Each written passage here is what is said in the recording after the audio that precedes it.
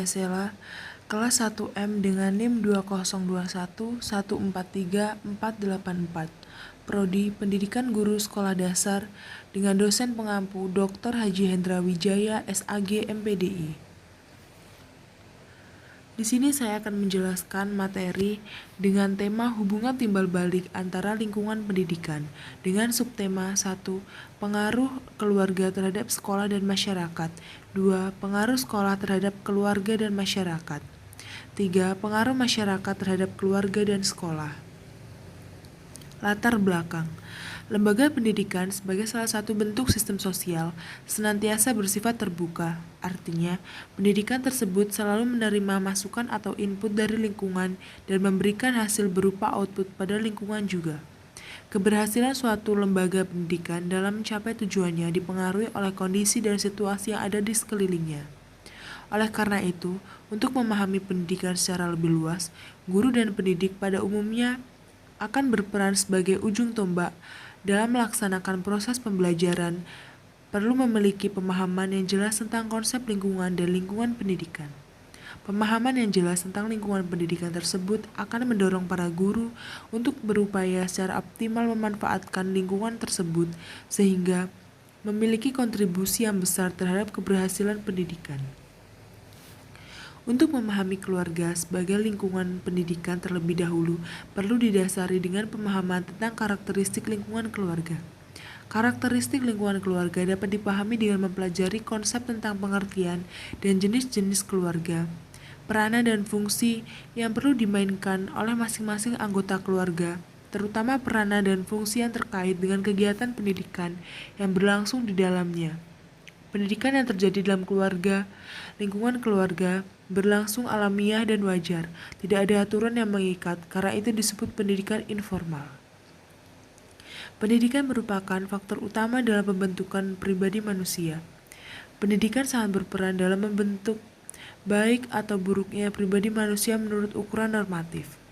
Di sisi lain, proses perkembangan dan pendidikan manusia tidak hanya terjadi dan dipengaruhi oleh proses pendidikan yang ada dalam sistem pendidikan formal atau sekolah saja. Manusia selama hidupnya selalu akan mendapat pengaruh dari keluarga, sekolah, dan masyarakat luas. Ketiga lingkungan itu sering disebut sebagai tripusat pendidikan. Dengan kata lain, proses perkembangan pendidikan manusia untuk mencapai hasil yang maksimal tidak hanya tergantung tentang bagaimana sistem pendidikan formal dijalankan, namun juga tergantung pada lingkungan pendidikan yang berada di luar lingkungan formal. Untuk materi yang pertama berjudul Pengaruh Keluarga Terhadap Sekolah dan Masyarakat. Lingkungan keluarga merupakan salah satu faktor yang sangat berpengaruh dalam perkembangan dunia pendidikan. Karena keluarga merupakan awal terjadinya interaksi antara orang tua dan anak, sehingga pendidikan yang pertama dilakukan adalah di lingkungan keluarga. Oleh karena itu, keluarga banyak berperan dalam mengembangkan pendidikan. Bimbingan dan arahan yang diberikan oleh orang tua akan dipengaruhi terhadap perkembangan anaknya. Anak harus diberikan kebebasan dalam berkembang sesuai dengan tahap perkembangan yang dilaluinya. Untuk itu, orang tua harus memahami dan mengerti apa yang menjadi kebutuhan anaknya. Keluarga sangatlah berpengaruh untuk pertumbuhan anak. Apa yang diajarkan dan dialami anak selama di lingkungan keluarga, itulah yang akan mereka terapkan dalam lingkungan sekolah maupun masyarakat. Oleh karena itu, peran keluarga sangatlah penting dalam mendidik sifat atau karakter anak yang akan mereka bawa nantinya ke lingkungan luar rumah. 2. Pengaruh sekolah terhadap keluarga dan masyarakat. Sekolah merupakan tempat untuk mentransfer semua ilmu pengetahuan sekaligus untuk bergaul dengan teman-temannya. Dalam perkembangan pendidikan selama ini, orang tua secara tidak langsung menyerahkan semua tanggung jawabnya kepada pihak sekolah. Peran serta orang tua terhadap sekolah sangatlah membantu dalam meningkatkan mutu pendidikan. Kegiatan yang berlangsung di sekolah hendaknya sesuai dengan kondisi dan permintaan masyarakat. Pihak sekolah harus memberikan tata tertib di sekolah agar kegiatan anak dapat terkendali. Selain itu, di sekolah juga diberikan pelajaran agama dan moral agar anak didiknya menjadi anak yang beriman dan bertakwa kepada Tuhan Yang Maha Esa. Tanggung jawab pihak sekolah sangatlah berat dan mendidik siswa-siswinya, karena apabila terjadi suatu masalah dengan siswanya, orang tua akan mengadu kepada pihak sekolah. Untuk itu, antara sekolah dan orang tua harus saling bekerja sama dan saling mengawasi terhadap anaknya. Keterbatasan waktu yang ada di sekolah menjadi kendala dari pihak sekolah dalam melakukan pengawasan dan bimbingan. Untuk menyalurkan bakat dan potensi yang dimiliki anak didiknya, maka pihak sekolah harus memfasilitasinya dengan cara mengadakan pelajaran ekstrakurikuler ataupun pelatihan sesuai dengan bakat yang minat dan dikehendaki. Dengan bimbingan dan arahan dari guru, maka kemungkinan kecil terjadinya kenakalan anak dapat diatasi. Selama dalam mengikuti proses pendidikan di sekolah, siswa pun diajak untuk latihan berorganisasi agar mendapatkan pengalaman dan pengetahuan. Dalam berorganisasi, anak akan dilatih dalam bertanggung jawab, disiplin, menghargai pendapat orang lain, dan membentuk kepribadian dalam dirinya, agar nantinya menjadi anak baik dan berguna bagi masyarakatnya. Untuk membekali anak dalam berinteraksi dengan teman yang beda agama, beda status dalam sosial, maka pihak sekolah mengadakan tali persaudaraan antar siswa di sekolah. Misalnya dengan mengadakan lomba acara puisi, lomba menari, lomba baris berbaris, dan lainnya. Jadi, peran sekolah dalam mengembangkan pendidikan harus ada kerjasama dengan orang tua siswa agar tercapai tujuan pendidikan yang bermutu tinggi. Maka dari itu, sekolah atau pendidikan merupakan suatu kewajiban untuk seorang anak. Mengajarkan anak belajar dalam pengetahuan yang tidak mereka dapatkan di lingkungan keluarga maupun masyarakat. 3. Pengaruh masyarakat terhadap keluarga dan sekolah. Lingkungan masyarakat merupakan tempat berbaurnya semua komponen masyarakat, baik dari agama, etnis, keturunan, status ekonomi maupun status sosial. Pengaruh yang ada di masyarakat dapat dipengaruhi anak terhadap dunia pendidikan. Dengan demikian, dalam pergaulan sehari-hari antara anak dan anak dengan anak dalam masyarakat juga ada yang setara dan ada yang lebih dewasa dalam bidang tertentu. Dalam bergaul, anak harus memilah teman yang akan diajak bergaul. Jangan sampai salah memilih teman yang tidak beretika dan tidak sopan sesuai dengan norma yang ada di masyarakat. Kontrol dari masyarakat juga akan membantu dalam meningkatkan peran dan minat pendidikan. Tanpa adanya ikut serta, maka mustahil pendidikan akan dapat berkembang. Sehingga antara orang tua dan masyarakat harus saling memberikan dukungan dan masukan sehingga dapat tercapai pendidikan sesuai dengan permintaan masyarakat.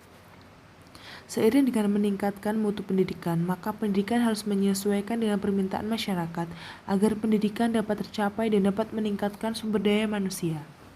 Pendidikan non-formal meliputi pendidikan kecakapan hidup, pendidikan anak usia dini, pendidikan keterampilan dan pelatihan kerja.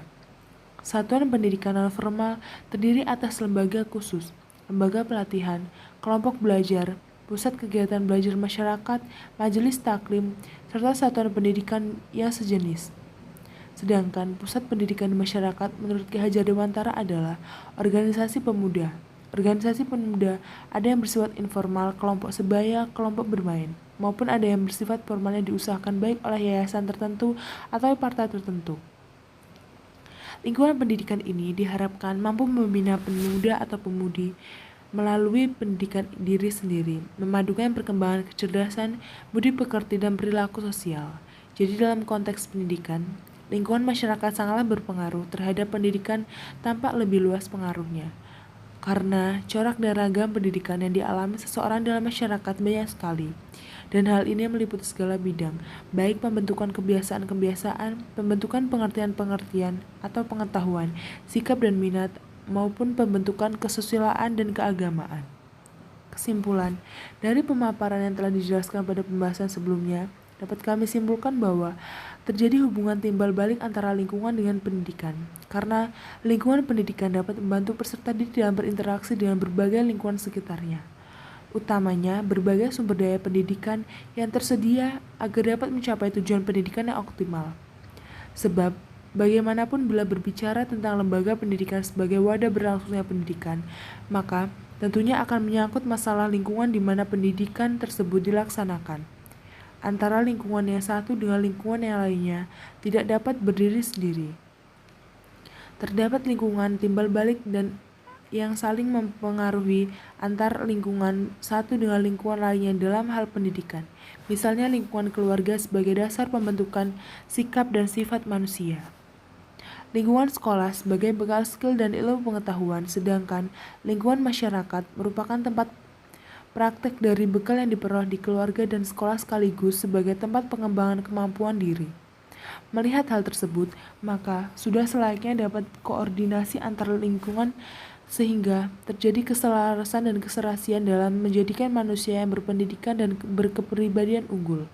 Jadi sudah jelas bahwa dalam pendidikan perlu wadah untuk mencapai tujuan yang optimal. Wadah yang dimaksud di sini yaitu lingkungan pendidikan yang meliputi lingkungan keluarga, sekolah, dan masyarakat. Melihat hal ini, maka sudah selayaknya terdapat koordinasi antara lingkungan sehingga tidak terjadi keselarasan atau keserasian dalam menjadikan manusia yang berpendidikan dan berkepribadian unggul.